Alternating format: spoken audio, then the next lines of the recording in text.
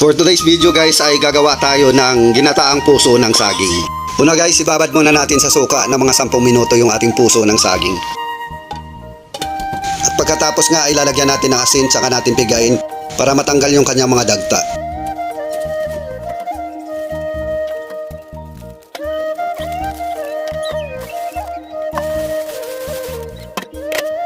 At pagkatapos natin pigain ay linisin natin uli bago natin lutuin.